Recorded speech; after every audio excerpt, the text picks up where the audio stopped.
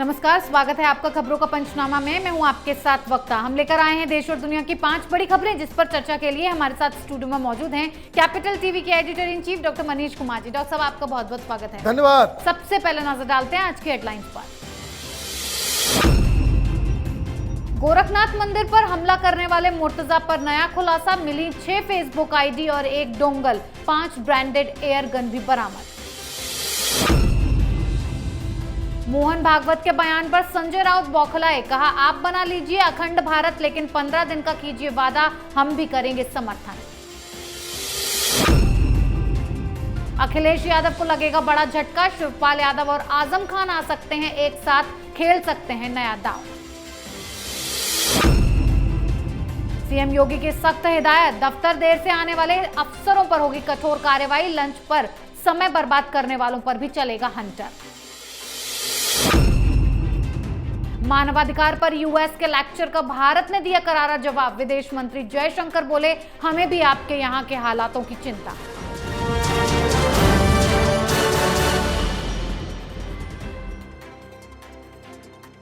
सबसे पहले बात गोरखनाथ मंदिर में हमला करने वाले आतंकी पर। मुर्तजा को लेकर एटीएस ने कई और बड़े खुलासे किए हैं। एटीएस ने आरोपी मुर्तजा के कमरे से एक डोंगल बरामद किया है। अब इसके आईपी एड्रेस के जरिए एटीएस मुर्तजा का विदेशी कनेक्शन तलाश रही है। मुर्तजा के बैंक खाते में जमा 20 लाख रुपए को देखते हुए फंडिंग का अंदेशा लगाया जा रहा है, तो वहीं मुर्तजा की ही निशानदेही पर एटीएस ने 5 और ब्रांडेड एयर गन बरामद की हैं। यूपी एटीएस की जांच में ये खुलासा भी हो चुका है कि मुर्तजा सोशल मीडिया पर बहुत एक्टिव रहता था। फेसबुक पर उसकी 6 आईडी हैं, जिसमें केवल मुस्लिम ही लोग शामिल हैं। अब मुर्तजा के माता पिता से भी एटीएस मुख्यालय में अलग से पूछताछ हो रही है। डॉक्टर साहब, देश विरोधी साजिश को रचने के लिए मुर्तजा कैसे इतना एक्टिव रहता था? क्या इसके पीछे कोई गैंग है? देखिए, पूरी दुनिया में ये आईएसआईएस अब सोशल मीडिया, इंटरनेट के जरिए ही एक दूसरे से कनेक्टेड रहता है।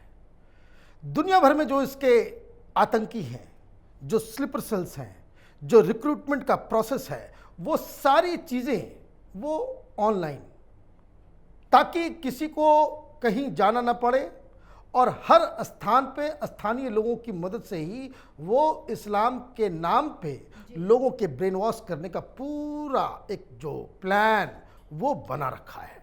अब मुर्तजा 5-5 आईडी इस्तेमाल कर रहा, मतलब क्या भाई? अगर फेसबुक है, आप एक आईडी का इस्तेमाल करेंगे 5 अलग अलग नामों से, और उसमें सिर्फ मुस्लिम फ्रेंड्स ही हों, इसका मतलब ये जो आईएसआई की जो कट्टरपंथी विचारधारा है, उसके इस्तेमाल के लिए ये सारा काम कर रहा था। डोंगल से कई सारी जानकारियां निकल रही हैं, एयरगन इससे निकल रहे हैं क्योंकि ये उसके जरिए ही सारे आतंकी जो है आजकल अपने निशाने का प्रैक्टिस करते हैं।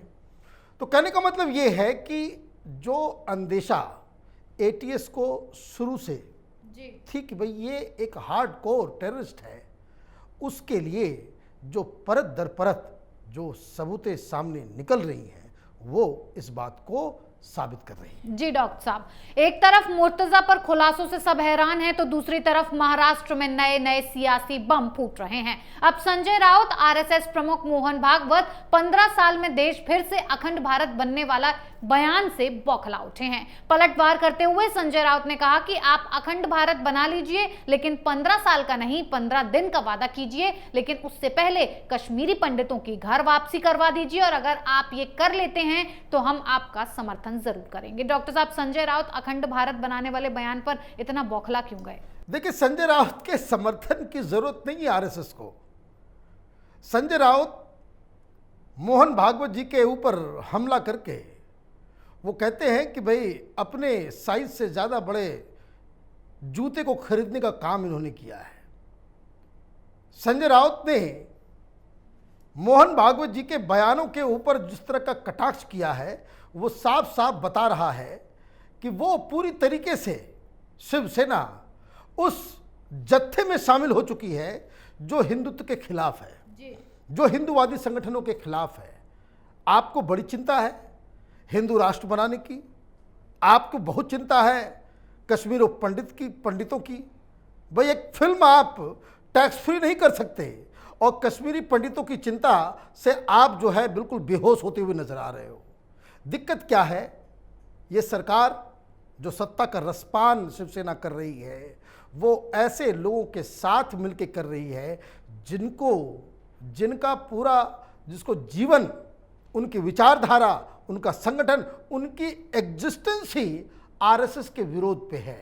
तो ये जो कहते हैं कि नया नया मुल्ला ज़्यादा प्याज खाता है, तो यही मौलाना संजय राउत साहब आरएसएस प्रमुख मोहन भागवत जी के बयान के ऊपर हमला करके ये अपनी सॉलिडारिटी, अपना जिसको कह सकते हैं कि एक सर्टिफिकेट वो दे रहे हैं कि हम भी अब आरएसएस के खिलाफ हैं, हम भी अब जो है सेकुलर पार्टी बन गए हैं। इसके अलावा इनकी बातों को जरा सा भी सीरियसली नहीं लेना चाहिए। जी डॉक्टर साहब, महाराष्ट्र में अघाड़ी गैंग उलझ चुकी है तो यूपी में अखिलेश संकट में फंस गए हैं। यूपी चुनाव में हार के बाद से ही समाजवादी पार्टी में उथल पुथल चल रही है। अब सपा प्रमुख अखिलेश यादव को फिर से बड़ा झटका लग सकता है। खबर आ रही है कि चाचा शिवपाल यादव के बाद आजम खां भी नाराज चल रहे हैं और दोनों नेता एक साथ आ सकते हैं। बताया जा रहा है कि आजम खां के करीबी नेता शिवपाल के संपर्क में है और आने वाले समय में दोनों नेता एक खेमे में आ सकते हैं। डॉक्टर साहब, आखिर अखिलेश यादव के साथ ऐसी क्या नाराजगी हो गई कि दोनों नेता साथ हो गए और अब कौन सी पार्टी में जाएंगे? देखिए, सबसे बड़े लीडर्स हैं ये दोनों, आजम खान और शिवपाल यादव। एक तो चचा जान है और दूसरे भी चचा जान से कम नहीं है, क्योंकि आजम खान का रुतबा मुलायम सिंह के ज़माने में शिवपाल के बराबर हुआ करता था जी। अब हुआ क्या है, इसके पॉलिटिकल जो दांव पे जो चल रहा है उसको समझना ज़रूरी है। अखिलेश यादव चुनाव जीत गए और उन्होंने क्या किया, उन्होंने ये किया कि आजमगढ़ से जो वो सांसद थे वो सीट उन्होंने छोड़ दी और खुद लीडर ऑफ अपोजिशन बन गए। अब शिवपाल चाचा को लगा कि ये तो मेरा हक था जी, मेरे से हक छीन लिया गया।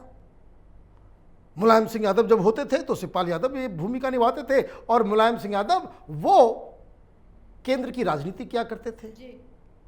अब भतीजा जान जो है वो सब कुछ अपने हाथ में ले लिया तो उससे चचा जान नाराज। दूसरी तरफ इसी बीमारी के शिकार हुए आजम खान जी। आजम खान को ये लगा कि भाई ये देखिए, हम तो बड़ी मुसीबत में हैं, योगी आदित्यनाथ का डंडा हमारे ऊपर ऐसा चल रहा है, कभी घर कभी यूनिवर्सिटी, तो मुझको जेल में डाल, बेटे के खिलाफ भी, सब चारों तरफ से वो घिरे हुए हैं। तो उनको ये उम्मीद थी, ये उनके अंदर की चाहत थी कि वो भी बन जाएं नेता प्रतिपक्ष, ताकि उनके ऊपर जो कार्रवाइयाँ हो रही हैं, क्योंकि नेता प्रतिपक्ष होने का मतलब है कि वो कैबिनेट मंत्री का उसका दर्जा होता है जी। तो वो बहुत सारी चीज़ों से वो बच जाएंगे। योगी आदित्यनाथ के खिलाफ वो बाकायदा एक अभियान छेड़ सकते हैं, लेकिन इनको भी निराशा हाथ लगी। अब इनको लग रहा है कि आजम खान को कि अखिलेश यादव ने मुझे डिच कर दिया जी। क्योंकि इस पूरे कैंपेन के दौरान भी अखिलेश यादव ने आजम खान के ऊपर हो रही कार्रवाई के खिलाफ एक शब्द नहीं कहा जी। तो दोनों भतीजे जान के मारे हुए सताए हुए व्यक्ति हैं, तब उनको लग रहा है कि अब क्या किया जाए। एक तरफ तो योगी जी छोड़ने वाले नहीं हैं, शिवपाल यादव वो बीजेपी के दरवाजे पे जाकर के शीश नवा करके भी आए। जो कैपिटल टीवी के लोग, जो दर्शक हैं, उनको अच्छी तरह से मालूम, मैंने पहले ही कहा था कि भाई भारतीय जनता पार्टी में इनके लिए कोई जगह नहीं है, एक नया प्रॉब्लम भारतीय जनता पार्टी खड़ा नहीं करना चाहती। तो अब अखिलेश यादव से नाराज ये दोनों चचा जान अलग पार्टी बनाएंगे, ऐसी खबरें आ रही। जी डॉक्टर साहब, एक तरफ आजम और शिवपाल अखिलेश के लिए सख्त हो गए हैं तो दूसरी तरफ योगी का हंटर भी यूपी में तेजी से चल रहा है, क्योंकि सरकारी दफ्तरों में देर से आने वाले अधिकारियों और कर्मचारियों की अब खैर नहीं। मुख्यमंत्री योगी आदित्यनाथ ने एक उच्च स्तरीय बैठक में ऐसे लोगों के खिलाफ कठोर कार्रवाई के निर्देश दिए। उन्होंने कहा कि वरिष्ठ अधिकारी लगातार औचक मुआयना करें, शासकीय कार्यालयों में हर अधिकारी और कर्मचारी की समय से उपस्थिति सुनिश्चित होनी होनी चाहिए। डॉक्टर साहब, सीएम योगी की सख्ती से क्या लापरवाही जो अधिकारी हैं उन पर गाज गिर सकती है? बिल्कुल गाज गिरनी ही चाहिए। उनको वेतन किस लिए मिलता है? कुर्सियों को तोड़ने के लिए तो वेतन नहीं दी जाती किसी भी जगह पे। हिंदुस्तान में एक अलग प्रथा है कि सरकारी नौकरी हो गई मतलब ये कि आराम से चैन से जो है बंसी बजाओ, काम मत करो, सैलरी तो आएगी ही आएगी। अब दिक्कत यह है कि योगी आदित्यनाथ वर्कोहोलिक व्यक्ति हैं, सवेरे सवेरे उठ जाते हैं। और मैं आपको बता दूं कि उनके जो अपने भी स्टाफ हैं जो चीफ मिनिस्टर ऑफिस में, वो भी उनकी भी दिनचर्या जो है वो दुरुस्त हो गई है। पता नहीं कब वो किसे बुला लें सवेरे सवेरे। विलंब उनको चाहिए नहीं, डांट ऐसी लगाते हैं कि आदमी के पसीने छूट जाएं जाड़े के महीने में भी। तो वो तो काम करने वाले व्यक्ति हैं और रात कब होती है ये पता नहीं, और 4 बजे भोर में फिर वो जग जाते हैं।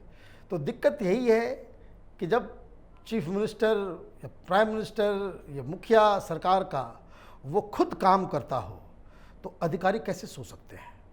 उनको सोना भी नहीं चाहिए। ये लापरवाह जो ब्यूरोक्रेसी है उसको अगर अपने इस कार्यकाल में योगी आदित्यनाथ दुरुस्त कर देते हैं, उनकी जो है फुर्तीलापन उसमें थोड़ा सा जगा देते हैं, बहुत सारी समस्याएं यूपी की खुद ब खुद सॉल्व हो जाएंगी। जी डॉक्टर साहब, एक तरफ यूपी में योगी सख्त हो गए हैं तो दूसरी तरफ भारत ने यूएस की लंका लगा दी है। दरअसल अमेरिका ने हाल के दिनों में भारत में मानवाधिकार के हनन को लेकर बयानबाजी की है, जिसका करारा जवाब देते हुए भारत ने अमेरिका को सबक सिखा दिया है और वॉशिंगटन को ही घेर लिया। विदेश मंत्री एस जयशंकर ने कहा कि दिल्ली भी आपके यहाँ की चिंता करता है। उन्होंने अमेरिका में होने वाले मानवाधिकारों के हनन की ओर इशारा करते हुए कहा कि भारत इस मुद्दे पर चुप नहीं रहेगा। जयशंकर ने न्यूयॉर्क में हेट क्राइम का शिकार हुए 2 भारतीय अमेरिकी सिख व्यक्तियों के मुद्दे को भी उठाया। डॉक्टर साहब, अमेरिका को भारत ने सबक तो सिखा दिया, लेकिन अमेरिका रह रहकर इस तरीके की हरकतें क्यों करता है? देखिए, ये अमेरिका की बात नहीं है। वहां सत्ता परिवर्तन हुआ, वहां पर डेमोक्रेटिक पार्टी की सरकार है और ये जो डेमोक्रेटिक पार्टी है वो वही टुकड़े टुकड़े गैंग, ये वामपंथी लेफ्टिस्ट उस तरह के लोगों से घिरी हुई है जी। तो राजनीति में जब सरकारें होती हैं तो हर जगह का एक प्रेशर ग्रुप होता है। तो विदेश मंत्री ने कह दिया कि जो हिंदुस्तान के अंदर में पुलिस की कार्रवाई हो रही है, जो माइनॉरिटीज के साथ हो रहा है, उस पर हमारी नज़र है। अच्छा, नज़र रख के क्या कर लोगे? नज़र रख के क्या कर लोगे आप? यही दबाव, ये जो हिंदुस्तान में जो टुकड़े टुकड़े गैंग है, ये जो लेफ्ट लिबरल कबाल है, ये उस तरह की लॉबी जी, मुस्लिम अपीजमेंट करने वाली लॉबी जो अमेरिका में भी बाकायदा बड़ी एक्टिव रहती है, जो हिंदुस्तान को बदनाम करने का एजेंडा पे काम करती है, उसके इन्फ्लुएंस में आकर के आपने ये भी कह दिया कि भाई हम लोग अभी देख रहे हैं कि रूस से आपने जो S-400 लिया है जी। तो ये कोई मनमोहन सिंह की सरकार नहीं है। यहाँ प्रधानमंत्री नरेंद्र मोदी हैं। अमेरिका एक सवाल करेगा तो 5 सवाल उन्हें भी दाग दिए जाएंगे, और इसलिए विदेश मंत्री ने जो अमेरिका को सबक सिखाया है, जिस तरह का जवाब दिया है, जो बयान आया है, हर हिंदुस्तानी के लिए ये फख्र की बात है, गुरूर होना चाहिए कि हमारे देश में एक ऐसी सरकार है जो अमेरिका, जो अपने डोमेस्टिक पॉलिटिक्स को कैटर करने के लिए इस तरह के वाहियात सवाल उठाता है, उसको उसी के लैंग्वेज में आप आंखों में आंखें डाल के जवाब देते हैं। यही बात इमरान खान कुछ दिन पहले कर रहे थे कि किसी की हिम्मत नहीं दुनिया में जो हिंदुस्तान को आंख दिखा सके। वहाँ की जो बाइडेन सरकार अपने डोमेस्टिक पॉलिटिक्स के वजह से उन्होंने ये सवाल उठाया तो जवाब भी करारा मिला। जी डॉक्टर साहब, बहुत बहुत धन्यवाद इतनी जानकारी के लिए। धन्यवाद। खबरों का पंचनामा में आज के लिए इतना ही। देश विदेश की बाकी खबरों और उनके सटीक एनालिसिस के लिए देखते रहिए कैपिटल टीवी। हमें लाइक कीजिए, शेयर कीजिए और कैपिटल टीवी को सब्सक्राइब कीजिए। नमस्कार।